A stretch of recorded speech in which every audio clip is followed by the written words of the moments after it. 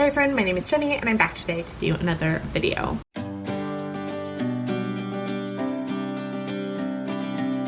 Today I'm going to be doing my mid-year book Freakout tag. This is quite a popular tag on BookTube. I feel like pretty much everyone has already heard of it, and it seems almost everyone has already done it. I have noticed in the past week or so, it's July 3rd when I'm filming this, that it seems everyone in my subscription feed has already posted theirs, which is crazy. I guess people are just really on top of their stuff. I don't know, but I'm here posting mine now. But I wanted to do this tag. I enjoyed doing it last year. I feel like it's a fun way to kind of check in on your reading, see what is happening in terms of different trends and stuff. I'm also going to include my mid-year stats in this video. I'm going to do those first, and if you don't care about the stats, I will have timestamps linked down below if you just want to watch the actual tag portion. But I enjoy the stats, so I'm going to talk about them. So first off, in terms of stats, I've read 77 books this year, which is wild, especially given that my goal on Goodreads is 90 books, which I definitely will hit probably by August, but that's good because I'm not sure how many books. I feel like I've broken records saying this because I've said it so many times on my channel, but I am not sure come August how many books I'll be able to read. Maybe I can get to 100, maybe. I mean, how many books? That's 23 books. Maybe, that sounds possible, maybe. Of those 77 books, 9 of those were 5-star books, which is pretty good. 12 were 4.5-star books, 18 were 4-star books, 13 were 3.5-star books, 20 were 3-star books, 3 were 2.5-star books, 1 was a 2-star book, and 1 was a 1.5-star book, which I read for the BookTube prize, hated every second of it, would have DNF'd it had I not been forced to read it. Of those 77 books, 65 or 84% of them were written by women, which is pretty typical for me. It honestly sounds a little high, but I'm fine with that. 7 of the books that I've read, or 13%, were written by men. And then I read 1 anthology by multiple authors and 1 book by a non-binary author. Then 38 or 49% of the books I've read this year were written by white authors, which I do try to keep that number below 50. Obviously, I'd like to be even more widespread, but because of the predominance of white authors publishing, it is somewhat challenging. But 49% I'm pretty happy with. Then 8 books that I've read this year were by Asian or Asian American authors. 23 books were written by Black authors, which was true. Also last year, Black authors were my predominant non-white author. Then 3 books were by Indigenous authors, which I just looked, and of my 2020 reading, 5 books in total were written by Indigenous authors, so 3 for halfway through the year. Sounds not great, but kind of on par, better than I was last year. I don't know. Then 3 books were also written by Latinx authors, which again, I read 5 books by Latinx authors last year. I think both of those racial categories, I guess is the best way to put it, were categories I wanted to read more of this year, but it seems I've not been doing a great job of that, so maybe I'll try to remedy that in the second half of the year. And then 2 books were anthologies with authors of multiple races, which I will say one of those anthologies had exclusively women, which is why it's not an anthology of multiple genders. There was only one of those, in case you were keeping close tabs like I am. Then I listened to 12 audiobooks, which accounted for about 15% of my reading, 24 ebooks, which was about 30% of my reading, and then the other 55% of my reading was all physical books, which was 41 books. Also, the vast majority of books I've read were books that I owned, but 8 or about 10% of my reading were from the library exclusively. I do get a lot of library books as audiobooks, but those are usually books that I already own, but I'm just preferring to listen to them on audio. Then much of my reading this year has been 2021 releases, 31 books or 40% to be specific. And then 2020 releases was the second most popular release time. That was 20 books or about 26% of my reading, and then 21 books were from the 2010s, and only 5 books were published anytime before 2010. As usual, the vast majority of the books that I read so far this year were for adult audiences. That accounted for 72 or 93% of the books that I read, but I did read 3 middle grade books and 2 YA books so far this year.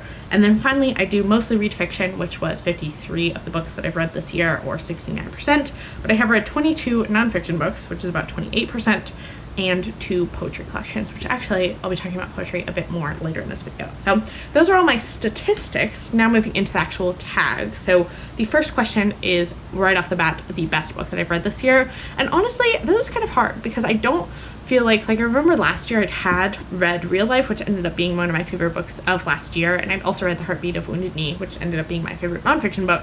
And so those felt really clearly solidified in my mind as my favorites.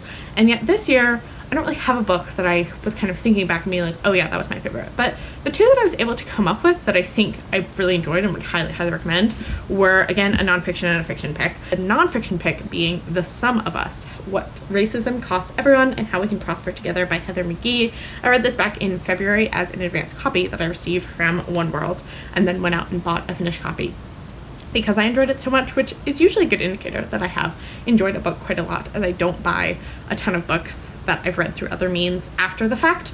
But this one is a nonfiction book that is pretty self-explanatory from the title. It is basically about the financial cost of racism to our society and the fact that white supremacy actually costs us more. This is something that I think is talked about a lot, particularly in like healthcare circles, in that the lack of access to healthcare is causing particularly rural white Americans to die much faster than they really need to be if healthcare was more accessible to everyone. And the reason it's not accessible is in large part due to racism. But this book really tackles pretty much every social topic that you could think of: public schooling, healthcare, literally pools, as she talks about racism drained the pool and the history of public swimming pools and how when segregation ended, public swimming pools kind of went away and now they're only private, which is especially true in Atlanta. And it's never something I thought about until I read this book, and I was like mind blown that every pool in Atlanta is a private swimming pool that you need a membership to. But this book tackles all sorts of different topics in really thought-provoking and cohesive ways, and also uses a number of different mediums. She uses economic research, kind of general data, interviews with people, all to kind of tie together this really comprehensive argument about why racism is so cost ineffective and why building a kind of social democracy that's more rooted in collaboration and community is kind of the path forward. Then the other one I actually just talked about in my June wrap-up, which I just filmed but should already be up on my channel, and that was Sight Fidelity by Claire Boyles, which is a short story collection. I love this short story collection. I talked about it in that wrap-up, so I'll put a link to that up in the cards above, and it's the most recent video that I've posted. But this short story collection deals with themes of women and the environment and environmental activism and protection, and also relationships that women have, romantic, familial. Those are the main ones, but it's really good. I absolutely love this. And again, a book that I read as an early copy and then actually pre-ordered a physical copy because I loved it so much. So again, a good indicator of a favorite book of the year for sure. So this is my other favorite book so far. Then my favorite sequel, and I've actually not read a ton of sequels. I'm not a big series person. I've only read 3, and the 3 that I've read I all enjoyed, obviously, because if you're gonna read the sequel of something, you probably enjoyed the first book, so you'll probably enjoy the sequel. But anyway, the first one was Dead Voices by Catherine Arden, which was actually the first book that I read this year. Really fun middle grade horror series. I enjoyed it quite a lot. I also gave 5 stars to Take a Hint, Danny Brown by Talia Hibbert, which is the second in her Brown Sisters romance trilogy. Absolutely love this, super sweet. I think this will come up later in the video if I remember correctly. But the kind of sequel that most came to mind, because I think it really encapsulates what a sequel should do, which is build upon the first book and enhance the story and make it better, definitely has to go to The Story of a New Name by Elena Ferrante, which is the second in the Neapolitan Quartet. I read the first one last summer, and then I read this one a couple months ago and absolutely loved it. I think it complicates the narratives that begin in that first novel really well. It also just enhances the story, it increases the stakes of the story, it kind of returns you to characters and shows you a new side of them that you may not have seen in the first book. Just everything that a sequel should do to kind of keep you engaged as a reader. I think Elena Ferrante did fantastically in this book, and I gave it 4.5 stars, another favorite of the year. Then question number 3 is a new release that you have not yet gotten to but want to, and I just picked 3 from my shelves. There's approximately 1 million of them that I'd love to read, but since I literally own these 3, I obviously want to get to them. The first of those is Red Island House by Andrea Lee. I picked this up when I was in Charlottesville back in April, and I'm so excited about this one. Talked about it in an anticipated releases video. I also just a couple days ago picked up Gold Diggers by Sanjina Sathian, I think is how you say her name. This is a local author to Atlanta, and she was actually at a bookstore event last weekend that I went to, and so this book is signed, which is fun. And I haven't really heard anyone talk about this one on BookTube, and I don't know a ton about it, but I do know it's set partially in Atlanta, and it's about a second-generation immigrant family from India, and I believe it has some kind of speculative elements of it because one of the characters makes a kind of success potion from gold pieces. But I think it's also like coming of age story slash immigrant story. So I'm intrigued. I definitely will let you know what I think of it when I finally get around to it. And then the last one that I'm really hoping to get to sooner rather than later is Stacey Abrams' While Justice Sleeps, which is also signed, actually. I just thought of that.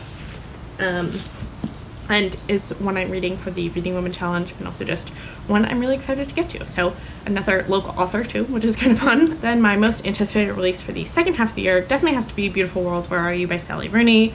I'm super excited about this, have highly considered pre-ordering a copy, probably will at some point in the coming weeks. I also am super excited for The XX by Erin Sterling, I think, maybe? And this is a romance novel that's in the fall, really fun. Talk about both of those in my anticipated releases video for the second half of the year, which I'll put a link to up in the cards above. Then my biggest disappointment is probably Honey Girl by Morgan Rogers, because this one, very similarly to my biggest disappointment during this tag last year, which was Beach Read by Emily Henry, I just really got caught up in the hype that BookTube had about this book, and then when I read it, I was really disappointed because I thought it was overly dramatic and kind of stupid. I didn't really like a lot of the kind of dialogue that happened between characters here. It felt very unrealistic, and also sometimes seemingly out of nowhere. Like, characters would have a really intense conversation in a way that just did not feel appropriate to the location or their relationship, which I didn't really like. I also really struggled with the kind of discussion of academia in this book because it didn't feel very realistic to me. And then the biggest surprise is actually not necessarily a book, but more an idea, and that's that I am kind of getting more and more into poetry, which I kind of talked about earlier in the video. But I read this past month Ghost and a Black Girl's Throat by Kalisa Ray, which is a poetry collection. I read it for the Reading Women prompt of reading a poetry collection by a Black woman, and I really enjoyed it, and it also kind of opened my eyes to thinking that maybe poetry is for me, which I've kind of always written it off because I don't really like it. But I think there are certain types of poems that I really like, and so I've kind of acquired some new poetry recently. I'm open to recommendations. Particularly, I think my thing about poetry is that it has to involve the environment and nature and placemaking in some way, which this collection most definitely did. And then I've also read in All We Can Save, which I talked about back in my May wrap-up, which is a nonfiction anthology about the climate crisis that also included some poetry that I really enjoyed in that collection as well. But Ada Limon was featured in that collection. This is Bright Dead Things, and I think she is also a poet that uses a lot of kind of natural imagery and imagery of the South in particular, as I think, yes, she lives in Kentucky and California, so I think she's from Kentucky and uses a lot of that kind of bluegrass Appalachian landscape in her poetry. So I'm intrigued about this one and kind of excited to get more into it. And then also at the same time I bought that collection, I also bought Mary Oliver's Devotions, which is the selected poems from all of her different collections. I have read A Thousand Mornings by Mary Oliver in the past, and I do really love her as a poet. Also, sorry, the glare on this book is not great. It's very white. But I think Mary Oliver is kind of the quintessential environmental, nature, peacefulness, placemaking, memory type of poet. And so if you have other recommendations like Mary Oliver, or if you've read Ada Limon, do let me know, as I am definitely intrigued in kind of exploring this particular sect of poetry more. So that is kind of the biggest surprise for me this year, because I have in the past written it off. Then the next question is favorite new author, either like new author in general or new to you. And I don't really have a standout favorite new author. There's not been any author that I've kind of dug into a lot of their backlists or anything this year, but I do have a few authors that I like kind of want to continue to look out for their future work, and potentially they could become a favorite over time. The first of those is Kate Claiborne, who I read Love at First from this year. I read 2 of her works last year. She's a romance writer, and I just really like her style of romance, and I really enjoyed this one as well. I gave it 4.5 stars, and so I definitely want to continue reading her romance, and I could definitely see her becoming a favorite romance author if she's not already considered one in my mind. It's difficult to say. But then I also am definitely intrigued about reading more from Daniel Evans, who I read The Office of Historical Corrections from this year and really enjoyed. Definitely want to dig into more of her previous short story collection. And then also Martha Waters, who I've read To Love and to Loathe from, also gave this 4.5 stars. Really like her kind of light, humorous, but still engaging historical romance vibes. And then Claire Boyles as well, who I think this is her debut piece of fiction, and so I'm excited to see where she kind of goes next after this, because I thoroughly enjoyed this. Then moving into my newest fictional crush. I don't really develop fictional crushes. I don't I can't even like think of any fictional crush or even like famous actors. Like I just don't really do that, but the closest I could come up with was Cassian from A Court of Silver Flames by Sarah J Maas. I really liked how supportive he was and how much of an advocate he was for Nesta. Also, he's very hot. Seemed like a good enough reason for me. Then my newest favorite character, again, I don't connect with characters in that way. Like I'm much more of a reader for themes and for setting almost. Like I'm a big setting person. I like books to have interesting settings.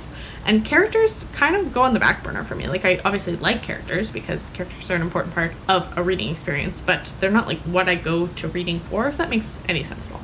But two books that I think did a really good job with character work are, again, Sight Fidelity by Claire Boyles. Really liked the characters in here.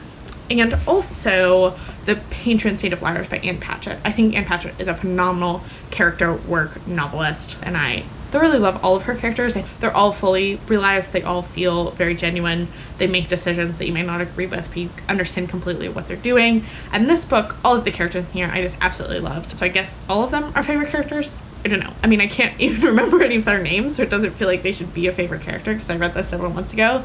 But I definitely remember thinking that I loved the characters in here and that they felt really honest and complicated, which I appreciated. Then a book that made me cry. I haven't like cried at any book, but I have teared up at a few, some of which I've already mentioned. Like I think Elena Ferrante made me tear up. Actually, I think it just shocked me because it is shocking. But another one that definitely made me tear up, just because middle grade always makes me tear up, is Ophie's Ghost by Justina Ireland, which again I talked about in my June wrap up, which I'll put a link to up in the cards above as well as in the description box below.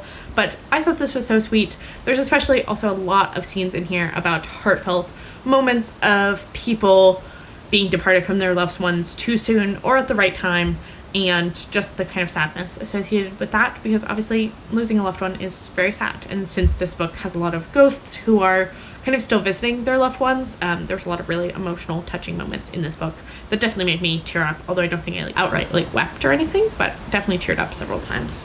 Then a book that made me happy, I actually have two of those, and both of them were given to me by my sisters for my birthday this year. The first of those was Vanishing Fleece, Adventures in American Wool by Clara Parks.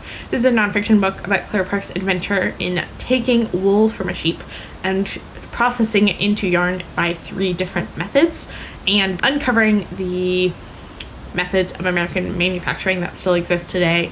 I really enjoyed the discussions here about localism and sustainable farming and regenerative living, if that's even a phrase, or sustainable living, I guess is a better way to put it. But I really enjoyed this quite a lot. I appreciate that my sister gave this to me because she also is a very crafty person, and so it kind of felt like a book that overlapped a lot of our interests. And then my other sister gave me Take Hint, Danny Brown, which made me so happy. There was a moment in here, I wish I could remember, that just like made me like outright smile, which doesn't usually happen when I'm reading, but I just love this. It was so sweet, so heartfelt. I think their dynamic is just like the softest, cutest thing, and I loved it. So this also made me very, very happy. Then the penultimate question is the most beautiful book you have bought or been gifted this year. And I have a couple. The first of which is kind of disappointing because the book is very beautiful, but I actually didn't like it that much. So that really like makes me question whether or not I should keep it on my shelves. I probably will because I am vain like that. But that's Fathoms the World in the Whale by Rebecca Giggs. I mean, like, look at this. This is incredible. Like, I love the coloring, I love the script, I love the whale, and that it changes color. Like, it's incredible, so good. But I didn't really like this. I thought it was too philosophical for my taste, but it is beautiful and I will likely be keeping it on my shelves. Then the other two, I kind of went ham for my birthday. I bought a bunch of books, which I actually made a video doing a like birthday book haul, which I'll put a link to up in the cards above.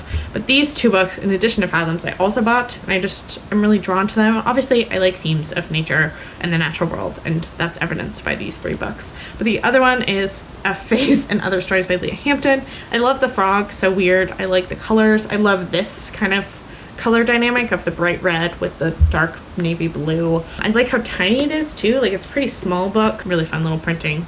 And then also Even As We Breathe by Annette Snook Clapsaddle. I also just think this is really visually appealing. Again, also kind of a weirdly shaped book, which I think I am kind of into, and I love trees. So yeah, those are the 3 books that are the most beautiful books I bought this year. And then finally, the last question is, what do you need to read before the end of the year? And I have a whole list. I mean, all the books that I have are books that I want to read before the end of the year. But I would really like to finish the Reading Women challenge, as I've been doing pretty well with it. I've kind of hit a wall, I think, a little bit because I haven't completed that many challenges in the past like month and a half or so. I guess I've completed like 2 or 3, but I have still 13 left, including the bonus prompts, which is seeming a little daunting, but I think I can do it if I really push myself. I mean, I have pretty much all the books either available from the library or I have a copy of them, but it's just the motivating factor of like reading those books, because I've now did what I did last year and saved the less exciting prompts for the second half of the year. So that is the main goal of mine in terms of what I need to read before the end of the year. Plus I have a few arcs that are coming out in the next couple months that I need to read. Other than that, whatever strikes my fancy, I guess. So yeah, that has been the mid-year book freakout tag. Have you done this tag? If so, put your tag link down in the comment section below. I'd love to check it out. Additionally, if you're new to my channel through this tag, welcome. I'd love to have you stick around and subscribe. I hope this gave you kind of a taste of what my reading is like and what types of books I talk about here on this channel. I hope you're having a great rest of your day whenever you watch this, and I will talk to you next time. Bye.